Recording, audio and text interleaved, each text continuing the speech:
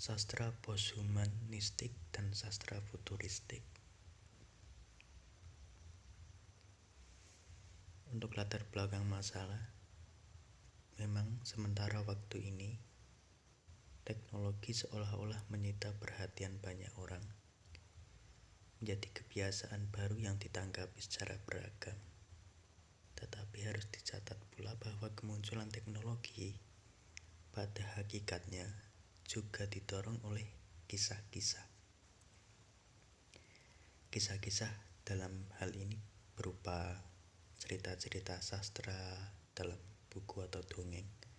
Kemunculan NASA yang merupakan mega proyeknya negeri Paman Sam Amerika diilhami oleh dua novel karya Jules Verne yang mengisahkan perjalanan manusia ke bulan dan pusat bumi.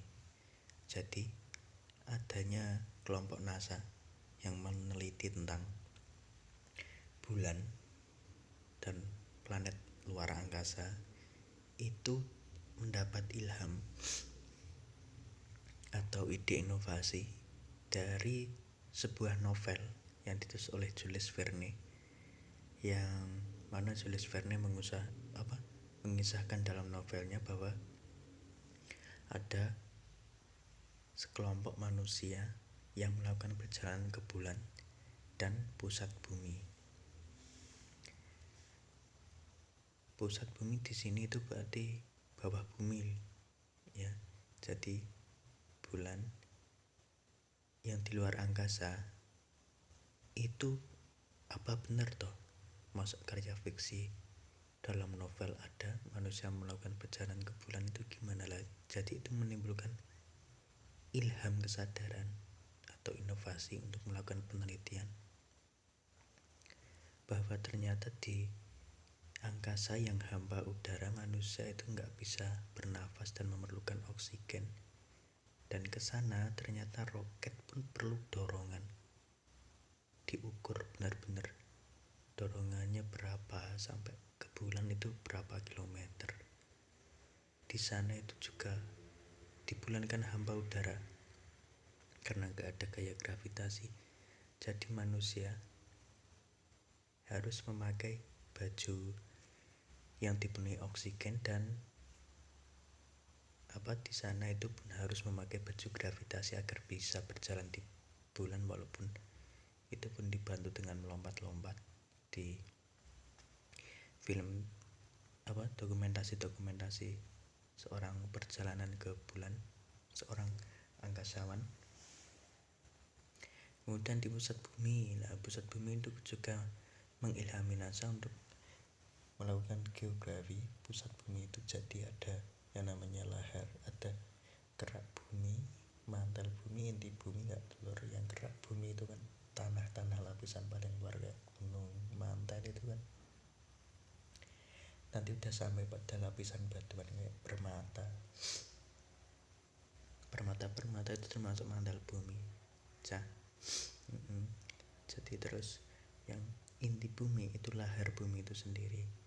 Jadi kenapa bumi itu hawanya kok panas terus gitu? Jadi karena di bumi itu ada inti bumi yang namanya itu lahar kayak gitu. Jadi bumi itu selalu dipanaskan, makanya selalu diletupkan lewat gerak bumi yang namanya Gunung Merapi. Itu pun dilakukan lewat penelitian yang diilhami oleh karya sastra. Kita lanjut. Berbicara sastra tidak selalu soal estetika, etika, dan nilai-nilai moral seperti disampaikan Prof.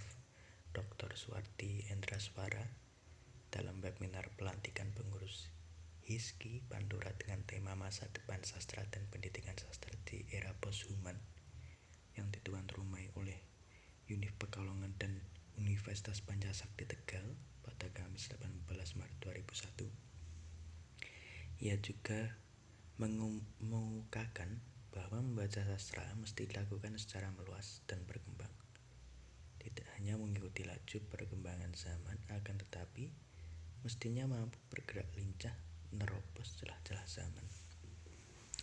Jadi beliau mengungkapkan bahwa untuk membaca sastra itu harus dilakukan dengan cara terus menerus dalam artian enggak harus puisi lama, enggak harus novel lama, dongeng, fable, saklek gitu tuh, harus belajar kepada sastra yang baru, sastra penulis luar negeri agar terilhami jenis-jenis sastra yang belum kita kenal. Kan ada sastra modernitas, sastra posthuman, sastra futuristik. Nah, posthuman itu apa? Posthuman itu adalah kemampuan manusia untuk menggunakan sastra dan teknologi untuk mewujudkan ide-idenya dalam membangun sebuah rancangan futuristik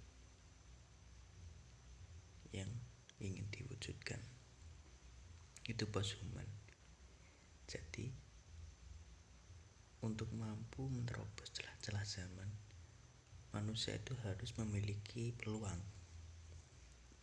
untuk dapat melihat apa tuh yang bisa diperbaiki dari kehidupan sekarang itu. Misal sampah plastik, misal kalau dikubur kan nggak bisa diuraikan kan, plastik itu lama diuraikannya beribu-ribu tahun, berjuta tahun. Kemudian kalau didaur ulang pun masih sedikit teknologi dan manusia yang mau melakukannya. Kemudian kalau dibakar malah menimbulkan pemanasan global. Nah, jadi yang tepat, misal kalau saya punya ide posthuman, saya tuliskan dalam karya, misal saya cerita dalam sebuah cerpen, misal sampah plastik itu bisa diolah menjadi apa, misal digodok, direbus, kemudian menjadi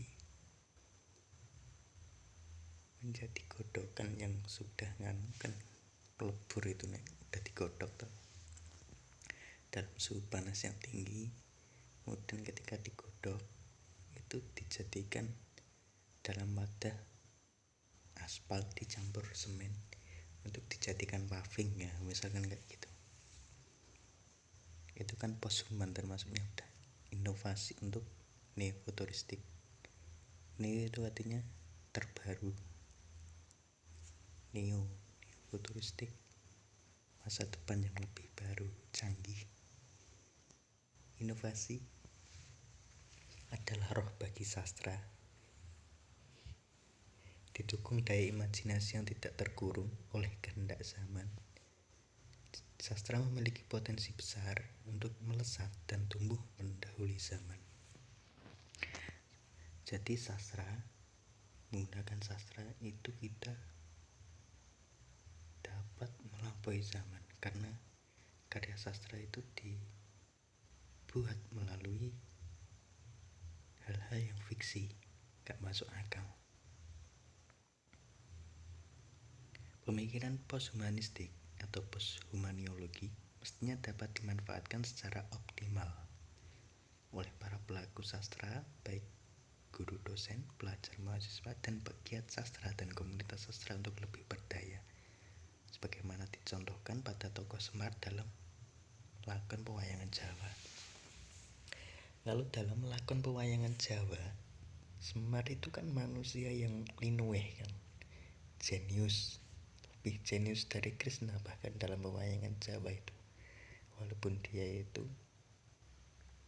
emang manusia yang berperan sebagai punakawan, hanya sebagai penasihat saja, bukan sebagai kesatria yang hidupnya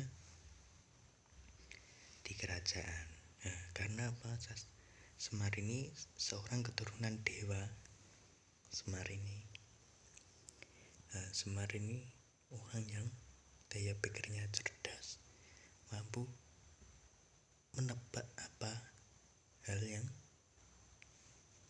ingin dikatakan oleh dewata, apa yang akan terjadi. Karena apa? Karena Semar ini punya karya sastra, yang mana karya sastra itu untuk mengetahui takdir-takdir dari yang ditulis oleh Betara Guru, di mana yang hanya mengetahui itu adalah seorang dewa seperti Semar, tokoh Betara Guru, kemudian titisan Betara Wisnu itu sendiri seperti Sri Krishna. Itu kan contoh sastra yang dipakai oleh Semar. Kemudian kita lanjut pengertian futuristik dan posthuman. Mengutip dari Cambridge Dictionary, futuristik merupakan sebuah konsep hal yang aneh, modern, dan dibayangkan dari waktu yang akan datang di masa depan. Itu futuristik. Jadi masa depan itu halnya itu nggak terbayangkan, selalu aneh gitu, nggak masuk akal. Sedangkan pasca manusia adalah suatu konsep yang berasal dari bidang fiksi ilmiah, futurologi, dan seni kontemporer atau filsafat yang mendiskusikan entitas yang lahir ketika manusia menggabungkan dirinya dengan teknologi yang merupakan ciptaan manusia. Jadi untuk contoh misal kita lihat ke film Doraemon itu kan robot ciptaan ilmuwan di masa depan kan. Dia itu robot kucing tapi bisa bicara, bisa berbicara, bisa berjalan, berlari, bahkan bisa makan makanan manusia. Itu Doraemon. Dia itu kan punya alat kantong ajaib, kantong yang bisa mengecilkan objek-objek, benda-benda untuk disimpan dalam kantongnya. Kemudian dia bisa melakukan perjalanan waktu yang mana mesin lorong waktu dan alat berkendara di lorong waktu itu juga diciptakan oleh ilmuwan yang menciptakannya. Karena dia mencoba mesin lorong waktu, dia sampai ke masa lalu, di mana dia ketemu Nobita untuk memudahkan kehidupan Nobita dan menolong Nobita sebagai manusia yang lemah dan terbatas. Jadi di dalam film Doraemon itu kan kita lihat gimana kok robot bisa bicara, ada mobil bisa berjalan di udara, kemudian lorong waktu, mesin waktu, kemudian alat-alat yang serba canggih yang gak masuk akal. Itu kan hasilnya kan gambaran tentang Jepang itu sendiri, yang dimana Jepang ingin seperti itu juga, merekayasa genetika buatan atau pikiran buatan untuk membuat teknologi menggantikan manusia yang serba terbatas ini umurnya. Jadi misal di Turki inspirasi dari novel Solar, itu negara solar misal. Jadi kubah-kubah di negara dan rumah Turki itu dari panel surya.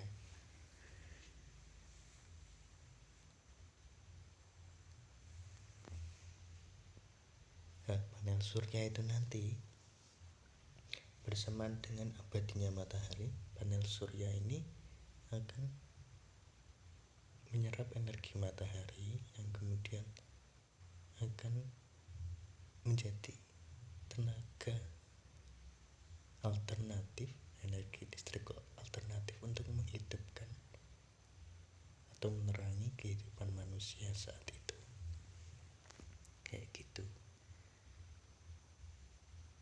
Salah satu contoh yang dicoba kan negeri Belanda, kincir angin kan kayak gitu. Dia akan memakai kincir angin untuk membangkit tenaga listrik dan kincir air.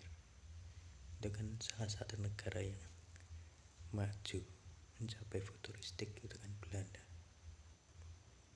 Sebuah buku catatan penjelajah fiksi, Gulliver's Travel, yang terbit 300 tahun mengisahkan sebuah kota yang melayang di udara di atas sebuah pulau kecil di Asia Pasifik.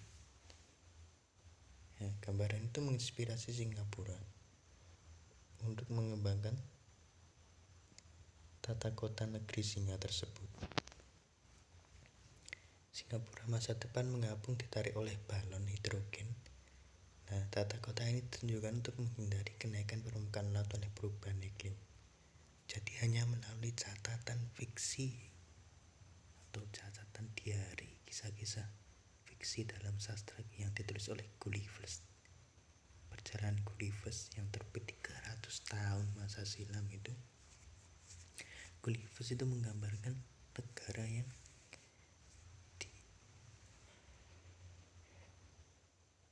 yang dilapisi oleh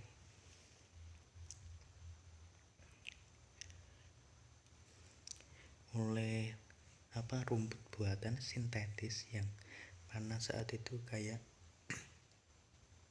rumput sintetis itu sudah disiapkan balon-balon cadangan yang ketika permukaan air laut naik, rumput sintetis itu berserta tanahnya itu dapat terangkat oleh balon-balon cadangan itu agar tidak tergenang oleh banjir.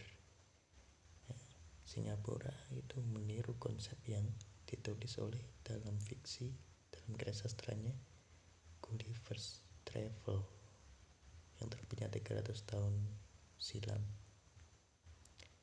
Jadi simpulan, peran besar sastra dalam menciptakan dunia baru, memberikan inovasi dan ide fiksi untuk membangun dunia dan kota kepada kehidupan neo-futuristik yang sudah berhasil mencapai angka nol dari kejahatan, kriminal, dan kesulitan karena sudah berhasil menciptakan kecerdasan buatan yang mampu membuat kehidupan di bumi lebih tertata. Jadi daging, ikan-ikan agar kehidupan di laut ini gak habis. Manusia itu disarankan dalam sebuah novel penulis luar itu hanya menanam kubis, tanaman yang efektif. Jadi kubis itu dalam cuaca tropis maupun subtropis itu bisa tumbuh, gak memerlukan banyak air. Jadi manusia disarankan menjadi vegetarian untuk lebih sehat dan menghemat kehidupan ekonomi kayak gitu. Terima kasih. Itu penjelasan tentang sastra futuristik dan posthumanistik. Assalamualaikum warahmatullahi wabarakatuh.